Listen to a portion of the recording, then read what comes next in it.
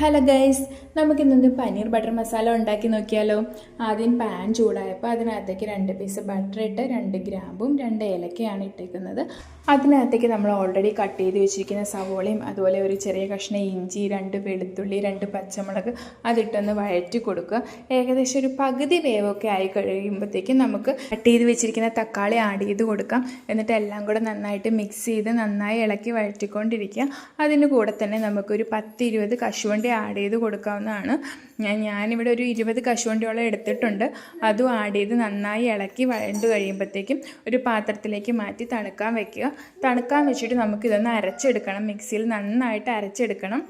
ഈ സമയത്ത് നമ്മുടെ പീലിപ്പണ ആരും കാണാണ്ട് ബട്ടർ മുഴുവൻ തിന്നുകയാണ് കേട്ടോ. ഇടയ്ക്ക് നമ്മൾ എന്തെങ്കിലും പറയുന്നുണ്ടോയെന്ന് അറിയാൻ വേണ്ടി നമ്മളെ നോക്കുന്നുമുണ്ട്. ഇനി നമുക്ക് ചെയ്യേണ്ടത് എഗെയിൻ പാനിലേക്ക് കുറച്ച് ബട്ടർ ഇട്ട് നമ്മുടെ ഈ പനീർ ഫുള്ളൊന്ന് വഴറ്റിയെടുക്കുകയാണ് ചെയ്യേണ്ടത്. ഏകദേശം ഒരു 2-3 മിനിറ്റ് ആകുമ്പോഴത്തേക്കും ഒന്ന് മറിച്ചും തിരിച്ചുവിട്ട് പനീറൊന്ന് വഴറ്റിയെടുക്കണം. നമ്മൾ പനീർ ബട്ടർ മസാലയാണല്ലോ ഉണ്ടാക്കാൻ പോകുന്നത്. സോ അതിനകത്ത് മെയിൻ ഇൻഗ്രീഡിയൻറ്റ് ബട്ടർ ആയതുകൊണ്ട് എഗെയിൻ ബട്ടറാണ് നമ്മൾ പാനിലെടുത്തിരിക്കുന്നത്. ആ ബട്ടറിലേക്ക് ഒരു ശകലം മഞ്ഞൾപ്പൊടിയും കുറച്ച് കാശ്മീരി ചില്ലിയും അതുപോലെ കുറച്ച് ഗരം മസാല ഇട്ട് നന്നായിട്ടൊന്ന് മൂപ്പിച്ചെടുക്കണം. ഈ മൂപ്പിച്ചെടുക്കുന്നതിനകത്തേക്കാണ് നമ്മൾ ഓൾറെഡി പറഞ്ഞിട്ടുണ്ടായിരുന്നല്ലോ തണുക്കാൻ വെച്ചിരിക്കുന്ന നമ്മുടെ സവാള വഴറ്റിയതും തക്കാളി എല്ലാം കൂടെ ഒന്ന് അരച്ചെടുക്കണമെന്ന്. ആ അരച്ചെടുത്തേക്കുന്നത് ഇതിനകത്തേക്കാണ് നമ്മൾ ആഡ് ചെയ്യുന്നത്.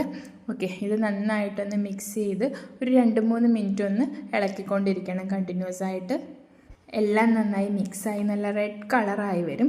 ആ റെഡ് കളർ ആകുമ്പോഴത്തേക്കും പിന്നെ നമുക്ക് ഓൾറെഡി തയ്യാറാക്കി വെച്ചിരിക്കുന്ന പനീർ ഇതിനകത്തേക്ക് ഇടാം.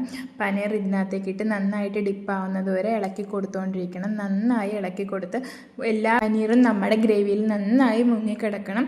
ഇനി നമുക്ക് ഇതിനകത്തേക്ക് ഫ്രഷ് ക്രീം ആഡ് ചെയ്യാം. പിന്നെ ചിലർ ഇത്തിരി മധുരത്തിന് വേണ്ടി പഞ്ചസാര ആഡ് ചെയ്യാറുണ്ട്. നമ്മളിപ്പോൾ ഫ്രഷ് ക്രീം ആഡ് ചെയ്തുകൊണ്ട് എക്സ്ട്രാ പഞ്ചസാരയൊന്നും ആഡ് ചെയ്യുന്നില്ല. ഓക്കെ, ഫ്രഷ് ക്രീം ആഡ് ചെയ്ത് നന്നായി ഇളക്കി പിന്നെ നമ്മൾ കുറച്ച് മല്ലിയിലയാണ് ഇതിൻ്റെ മുകളിൽ ഇട്ട് കൊടുത്തേക്കുന്നത്. അത് കഴിഞ്ഞിട്ട് നമുക്ക് സെർവ് ചെയ്യാൻ റെഡി ആകുമ്പോഴത്തെ ലുക്കും കൂടെ ഒന്ന് കാണിച്ചു തരാം കേട്ടോ. നല്ല അടിപൊളി ടേസ്റ്റാണ്.